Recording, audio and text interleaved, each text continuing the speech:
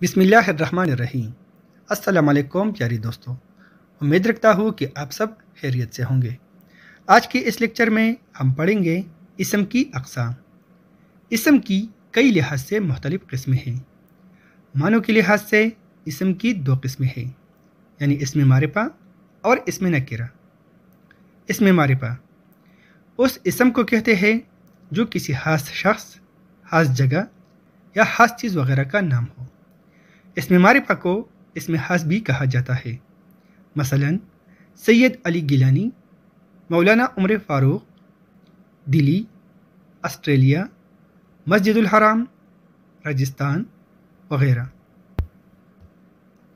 اسم نکرہ اس اسم کو کہتے ہیں جو کسی عام شخص، عام جگہ، عام چیز کے نام کو ظاہر کرے۔ اسم نکرہ کو اسم عام بھی کہا جاتا ہے، مثلا قلم، طالب علم، ڈاکٹر، گائے، دریا، پہاڑ، چاقو، گھڑی، مدرسہ، مسجد وغیرہ۔ امید رکھتا ہوں کہ یہ ویڈیو آپ کے لیے کارآمد رہے گا۔ ملتے ہیں ایک دوسرے لیکچر میں، تب تک کے لیے خدا حافظ، اللہ نگہبان۔